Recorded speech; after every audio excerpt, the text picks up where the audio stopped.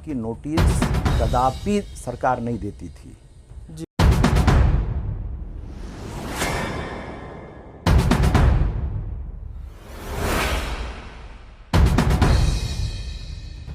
तो इस तरह सरकार ने आम जनमानस का ख्याल नहीं रखा है। सरकार को हृदय कुंठित हो रहा है।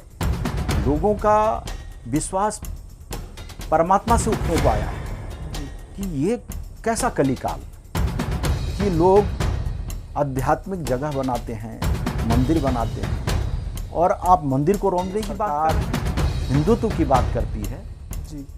और हिंदुत्व के ऊपर ही कुठाराघात कर रही है।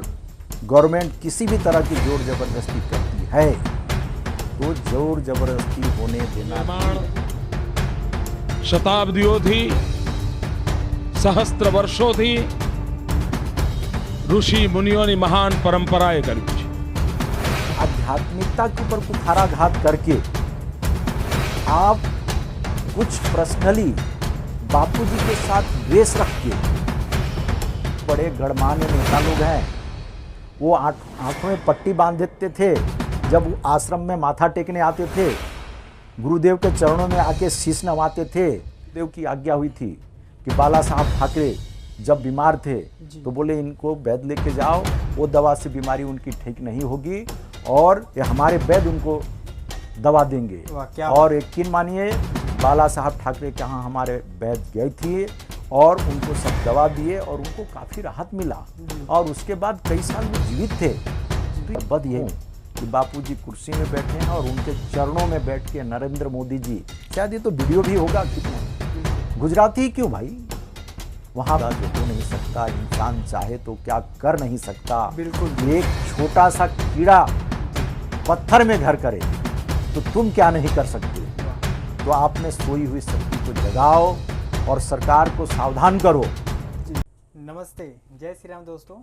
आज अगर हम बात करें अपने देश की वर्तमान स्थिति को, तो दिन पर दिन व्यभिचार, भ्रष्टाचार से लेकर के नई नई खबरें आती रही हैं और इसी समय में एक और चौंकाने वाली खबर हमारे सामने आई है।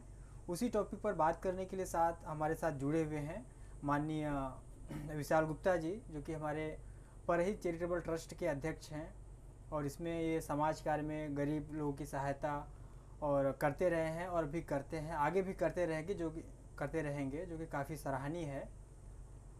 तो विशाल जी, ऐसे समय में एक और चौंकाने वाली हमारे सामने खबर आई है। सुना जा रहा है कि संत श्री आसाराम जी बापू आश्रम मोटेरा, जी, जो कि पूरे इंडिया का आश्रम है बापू जी का, उसका केंद्र है और उसी को तोड़ने के लिए सरकार ने नोटिस जारी किया है।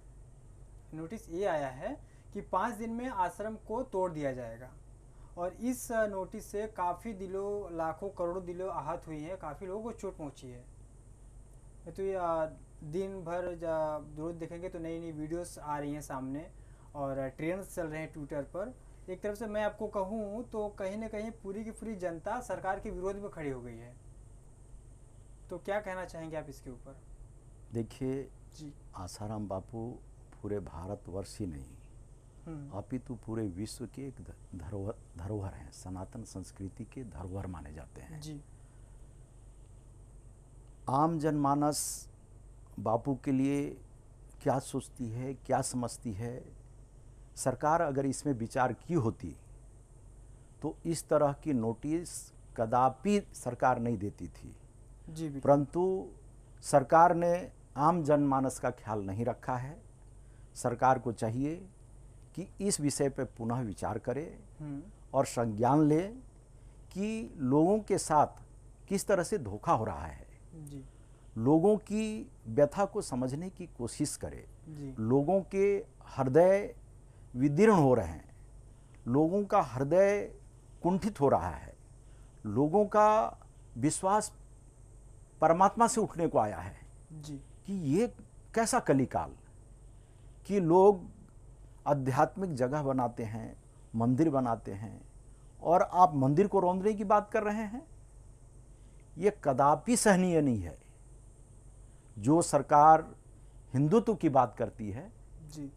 और हिंदुत्व के ऊपर ही कुठाराघात कर रही है, यह किस तरह से, क्या आम जनमानस को सरकार भ्रमित कर सकेगी? बिल्कुल नहीं। आम जनमानस इस पे सजग हो और लड़ाई के लिए तैयार रहे।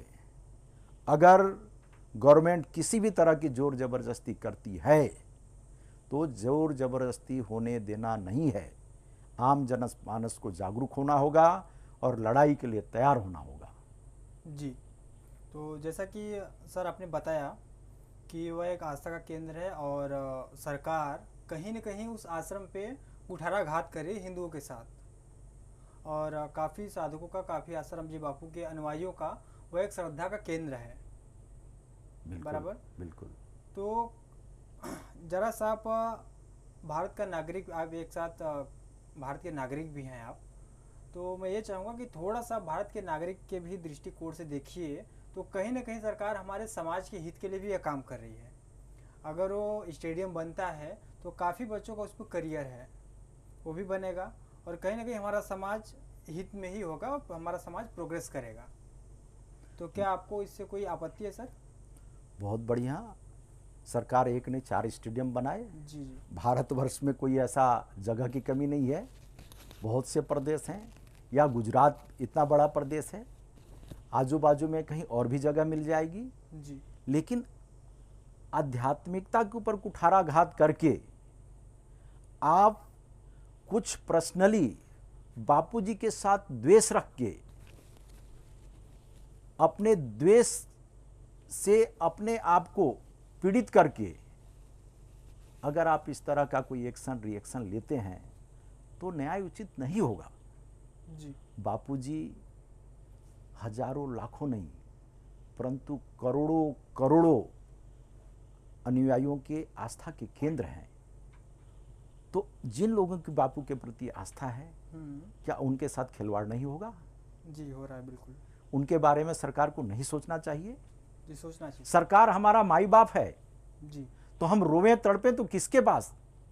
हमारी व्यथा को सरकार को सोचनी होगी। जी। हमारे तड़प को सरकार को महसूस करनी होगी।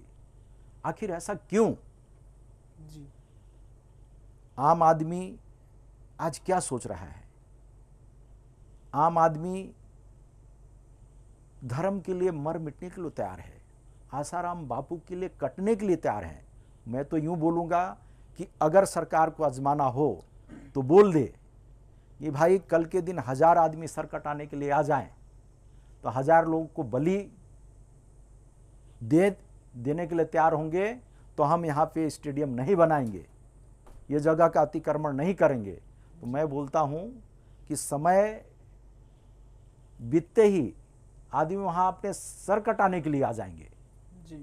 कहने का मतलब ये बताना चाह रहा हूँ कि अध्यात्म के प्रति, प्रभु के प्रति, गुरुदेव के प्रति लोगों की इतना प्रेम है जी। कि अपने आप को मिटा देना पसंद करेंगे, लेकिन लेकिन ऐसे अन्याय जो हो रहा है उस अन्याय को कभी भी स्वीकार नहीं करेंगे।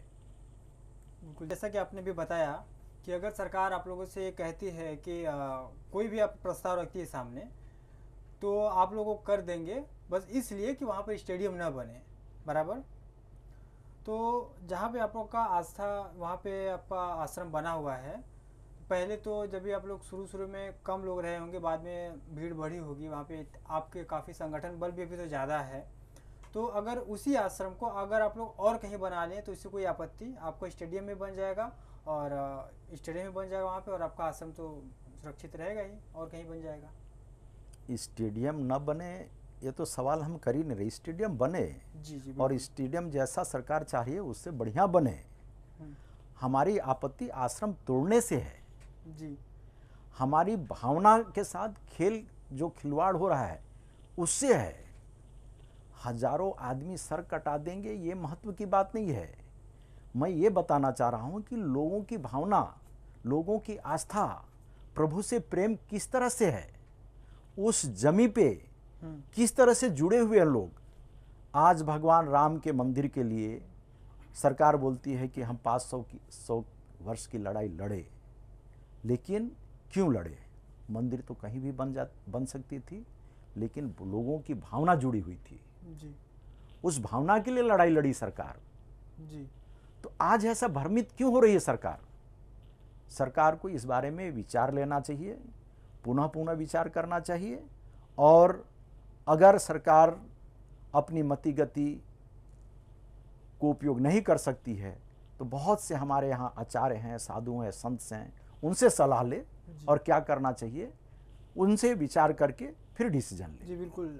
लेकिन अभी एक बात मैं आपसे और पूछना चाहूँगा कि आपने जैसा कि अभी बताया कि आश्रम जो है वो अध्यात्म की भूमि है, लोगों की आस्था जुड़ी हुई वहाँ से, श्रद्धा का केंद्र है, बराबर? बिल्कुल बिल्कुल। लेकिन सरकार की तरफ से जो नोटिस आया है ये इसलिए नहीं आया है कि श्रद्धा का केंद्र है इसलिए तोड़ा जा रहा है, आश्रम है इसलिए तोड़ा जा रहा है, बल्कि नोटिस में ये लिखा, साफ साफ लिखा हुआ है कि आश्रम का जो नियम है उसमें कहीं ना कहीं शर्तभंग किया जा रहा है सर। तो मैं जानना चाहूँगा कि ये आश्रम ऐसा क्या हो रहा है वहाँ पे? अरे भाई, ये तो मूर्ख बनाने वाली बात है। क्या नियम भंग हुआ है? नियम भंग हुआ होता था तो हमारे जो बड़े बड़े गणमान्य नेता लोग हैं वो आंखों में पट्टी बांध देते थे जब वो आश्रम में माथा टेकने आते थे, गुरुदेव के चरणों में आके शीश नवाते थे, तब उनके आंखों में पट्टी बंधी थी, तब नियम भंग नहीं हो रहा था। नियम भंग क्या हुआ बताएं तो? ये तो देखिए कानूनी दांवपेच है। उनको मालूम है कि आम जनमानस विरोध में खड़ा हो जाएगी अगर हम बोलेंगे कि हमें स्टेडियम बनाना है, इसके लिए हम आश्रम तोड़ रहे हैं, तो ये इनके मुंह पे कालिक पूज जाएगी जी। इससे बचने के लिए ये पर्दा डाल रहे हैं। लेकिन वहाँ पे जो शर्तभंग का नोटिस आया है उसमें लिखा हुआ है कि वहाँ पे आयुर्वेदिक दवाइयाँ बना करके बेची जाती है, क्या ये सही है? आयुर्वेदिक दवा बना के बेची जाती है? भाई मैं तो बोलता हूँ कि आयुर्वेदिक दवा बना के कहाँ बेची जाती है, आज तक तो हमने देखा नहीं है। हमने ये जरूर सुना है कि गुरुदेव के कई ऐसे आयुर्वेदिक दवाखाना चलते जरूर हैं जो निस्वार्थ सेवा की जाती है, जो ऐसे असाध्य बीमारी हैं। मैं कईयों को देखा हूँ। उदाहरण के लिए जी। मेरे माताजी ओकाट हॉस्पिटल में एडमिट किया था, जी जी जहाँ पे आज के 20-22 साल पहले जी। कम से कम 20-22 लाख का बिल बना दिया उन्होंने। और पता चला ये तो लूट लिए, बीमारी कुछ और थी और बीमारी कुछ और है। जी तो हमारे आश्रम के वैद्यराज हैं अतुल भाई जी, जी। तो उन्होंने बोला कि वो पेपर दिखाओ और मैं उनको दवा देता हूँ। उन्होंने पेपर दिखाया और वो नाम मात्र के लिए कुछ 15 रुपए वो दवा की कीमत थी। क्या बात कर रहे हैं जी। और वो तो पैसा भी नहीं लिए कि बोले नहीं ये बापू की तरफ से सेवा चलती है, लेकिन लोग दुरुपयोग ना करें करके थोड़ा बहुत लेते हैं लोगों से। भाई 10 में से कोई आ गए तो 2-4 लोग अगर कैपेबल हैं तो देवें, नहीं तो हम तो सेवा ही करते हैं। पैसा भी नहीं लिए। जी जी। 3 डोज खाने के लिए बोले उन्होंने, 3 डोज खिलाया और तीसरे दिन उनके पास आया, एवरीथिंग ओके आया। वाह क्या तो बात है। इस तरह से समाज की सेवा हो रही है। जी। उस सेवा को अगर आप बिजनेस बताएं तो ये बहुत गलत बात है। जी, अगर बापूजी आयुर्वेदिक दवा का धंधा करते होते थे तो इतना बड़ी आध्यात्मिक केंद्र कहाँ से बनता था। जी आज जितने भी आश्रम हैं आप जाइए, वहाँ पे वैद्य आते हैं, जी हर आश्रमों में वैद्य आते हैं और निस्वार्थ रूप से सेवा करके जाते हैं।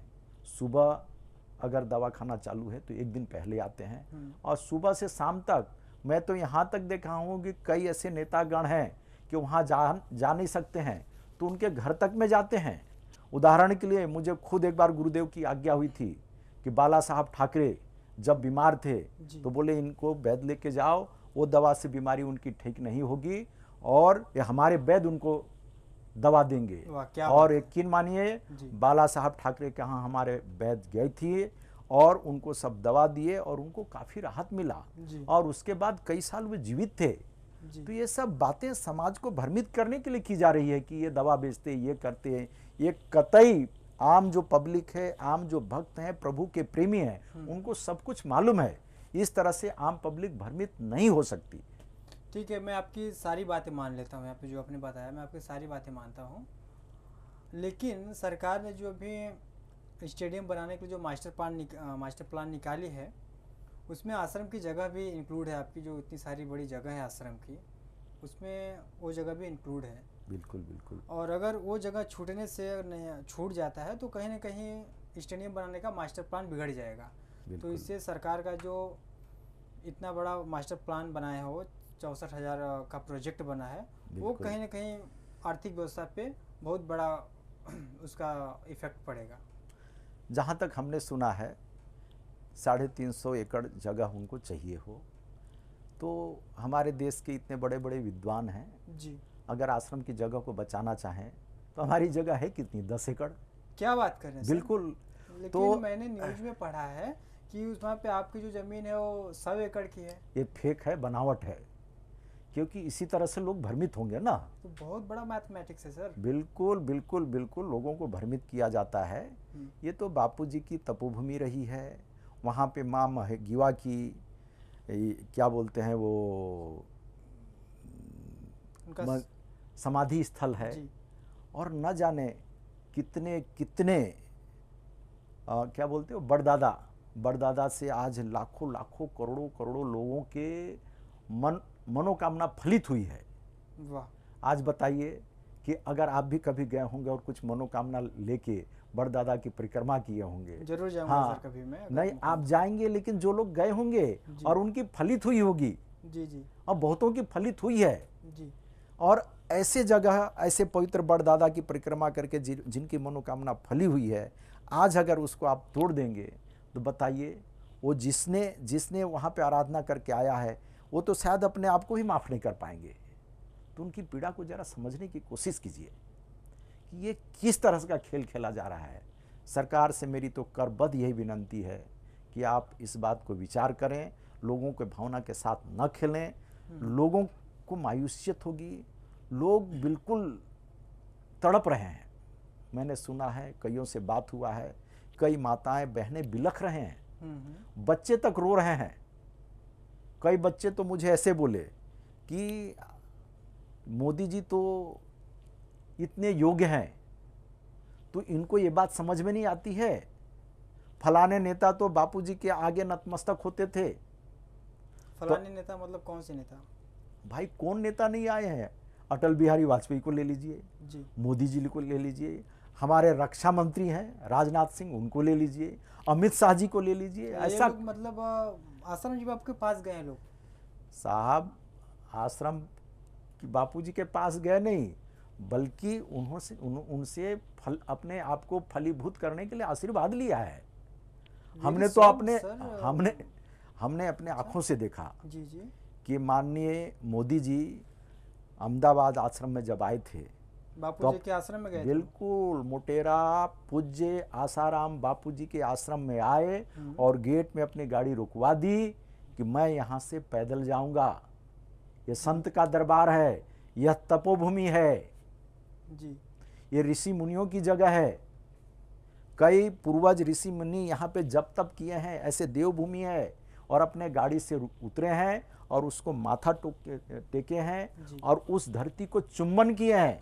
जी, और मैं अपने आंखों से देखा हूँ कि बापूजी कुर्सी में बैठे हैं और उनके चरणों में बैठ के नरेंद्र मोदी जी, शायद ये तो वीडियो भी होगा, कितने उनके चरणों में बैठ के और कुछ सलाह मशविरा किए हैं, आशीर्वाद लिए हैं। और वहाँ से जिस तरह से गए थे उसी तरह से वो आश्रम से बाहर आए हैं। ये तो सुनकर के मुझे भी काफ़ी आश्चर्य हुआ कि हमारे जो प्रधानमंत्री हैं माननीय मोदी जी, वो स्वयं गए हैं आप बापू जी के आपके चरणों में, वहाँ पे गए हैं, पैदल गए हैं। This is a very soft message. But ये वही प्रधानमंत्री तब भी थे जो कि गए थे, और वही प्रधानमंत्री आज भी हैं जो उस आश्रम को तोड़ रहे हैं। तो इसके पीछे क्या कहना चाहेंगे आप? नहीं, हम तो एक ही कहना चाहेंगे, और ये जग जाहिर है कि सत्ता जब आती है जी, तो आदमी अहंकार में सही और गलत में भेद नहीं कर पाता है।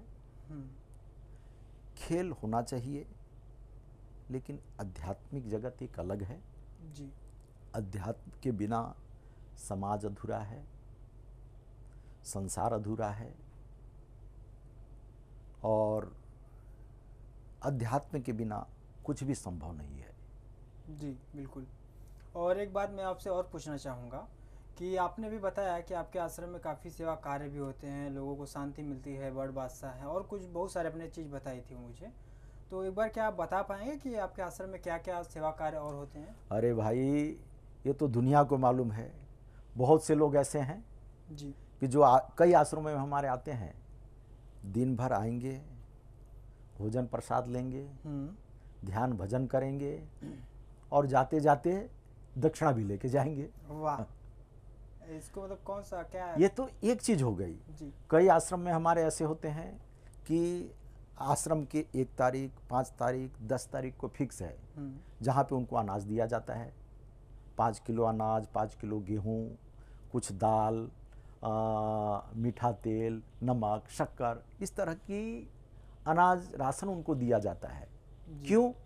क्योंकि परम पूज्य संत शिरोमणि आसाराम जी बापू का जो हृदय है आम जनमानस के लिए है। जैसे हमारे धर्मों में बोला गया है कि दरिद्र नारायण, तो गरीबों को नारायण के रूप में देखते हैं हमारे गुरुजी जी। आज उनकी सोच देखिए कैसा है।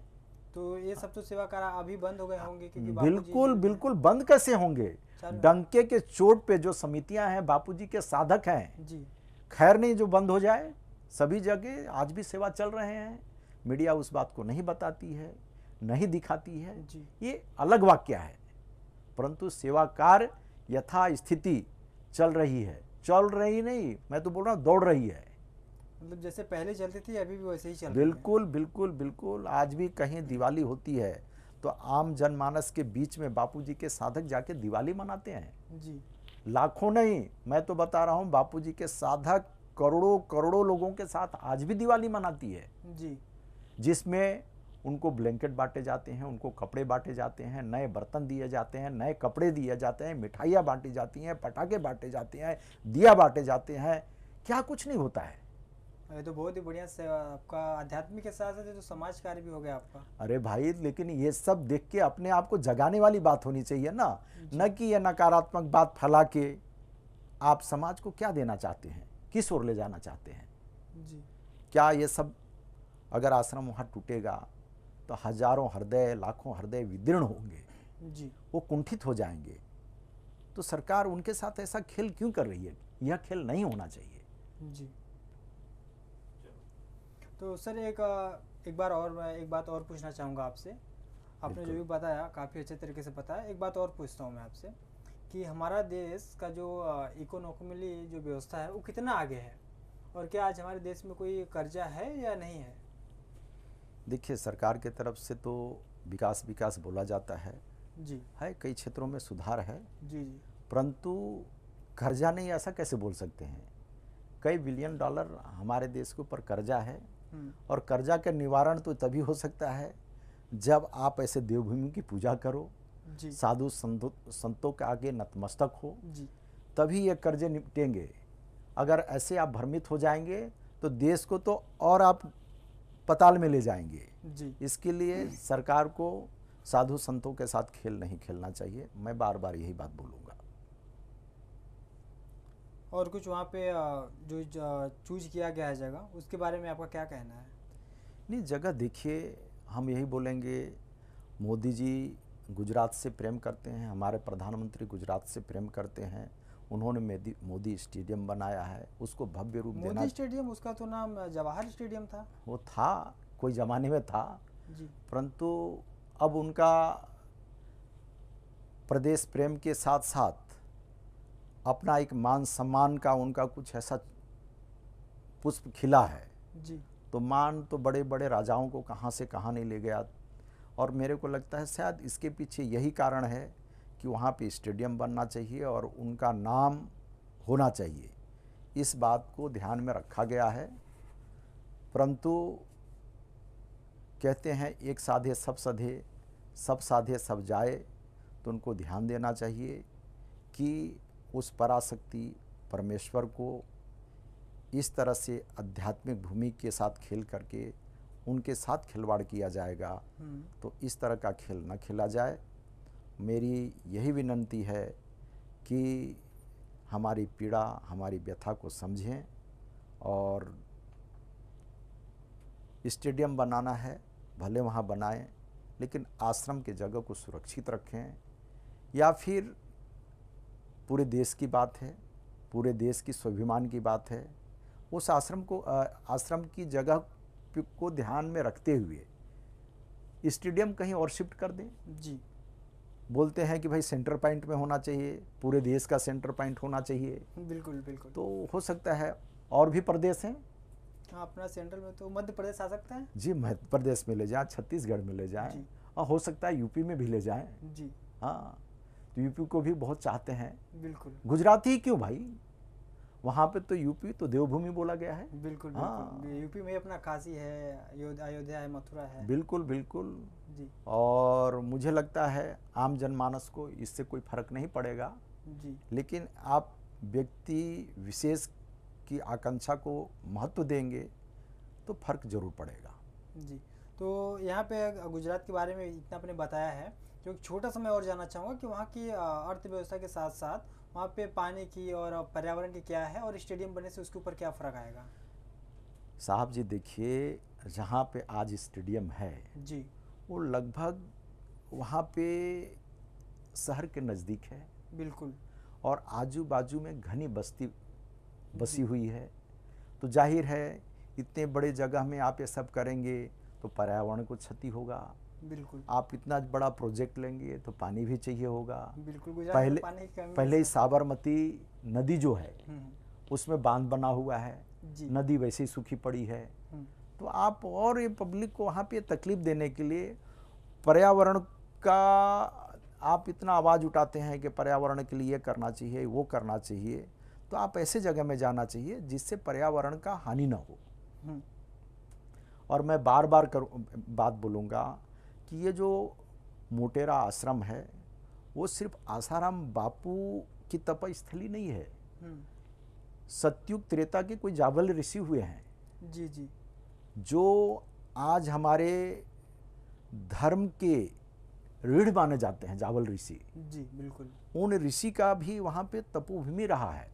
अच्छा, वहीं पे। बिल्कुल बिल्कुल। उस टाइम में जब आश्रम बन रहा था जी। तो मुझे कई लोगों ने बताया कि जब आश्रम बन रहा था तो इतना यज्ञ हुआ था कि कई ट्रकें भर भर के यज्ञ की राख वहाँ से निकली थी। हम्म, तो इन सब बातों को ध्यान देना चाहिए। मैं तो यही बोलूँगा, अगर सरकार मनमानी करती है तो ये देश हित में, समाज हित में, जनहित में बिल्कुल नहीं होगा। जी। और आपने इतनी सारी बातें बताई और इसमें काफ़ी हमें भी आपसे जानकारी मिली। तो लास्ट में विशाल सर, आप इस पॉडकास्ट के माध्यम से हमारे दर्शकों को क्या मैसेज देना चाहेंगे आप? मैं सबको करबद्ध करते हुए नमन करूंगा और मैं यही बोलूँगा, गुरुजी के संदेश को ध्यान में रखिए कि गुरुदेव हमारे बोलते हैं कि अपने सोई हुई शक्ति को जगाओ। जी कहते हैं कौन सा उगदा जो हो नहीं सकता, इंसान चाहे तो क्या कर नहीं सकता। बिल्कुल, एक छोटा सा कीड़ा जी पत्थर में घर करे तो तुम क्या नहीं कर सकते। वाह। तो आपने सोई हुई शक्ति को जगाओ और सरकार को सावधान करो जी कि अगर आप 19-20 करते हैं, मनमानी करते हैं, जी तो हम मनमानी नहीं होने देंगे, जी क्योंकि हम एक स्वतंत्र देश की वासी हैं। जी। हमारे भी भावना है, जी आप हमारे भावना के साथ खेल नहीं कर सकते हैं। बिल्कुल। हम एक परिवार के जैसे पूरे देशवासी रहते हैं, उस परिवार के साथ आप सौतेला व्यवहार नहीं कर सकते हैं। जैसे अगर आप भी एक परिवार से आते हो, आपके घर पे छोटे बड़े बच्चे होंगे, बूढ़े होंगे, लेकिन घर पे क्या बनना चाहिए, क्या नहीं बनना चाहिए, सलाह होता है। अगर कोई बच्चा बोलता है आज मुझे ये खाने का मन है, तो उसकी भावना की भी कदर की जाती है, बिल्कुल। नहीं कि बच्चा है करके उसको थप्पड़ मारा जाता है। जी तो आप जो बोलते हो कि हम स्वतंत्र देश के वासी हैं, तो हमारी कैसी स्वतंत्रता है कि आप एक तरफा निर्णय ले रहे हैं। हमारे भावना को समझें और जो भी साधक गण हैं वो संयम बनाए रखें और जो भी लीगल तरीका है उसके साथ लड़ाई लड़ने के लिए तैयार रहें। सरकार अगर ज़बरदस्ती करती है तो सरकार के आगे हमें झुकना नहीं है। और सरकार से हम पुनः यही विनंती करते हैं, बार बार विनंती करते हैं कि आप इस तरह से लोगों के भावना के साथ खिलवाड़ न करें, न करें, न करें। जी बिल्कुल। और इसी के साथ हम आपसे लेते हैं इजाज़त। हमारे पूरे पॉडकास्ट को देखने के लिए धन्यवाद। और इस पॉडकास्ट के माध्यम से आप कितने सहमत हैं और कितने असहमत हैं, कमेंट सेक्शन में आप जरूर बताएं। जय श्री राम, जय सनातन।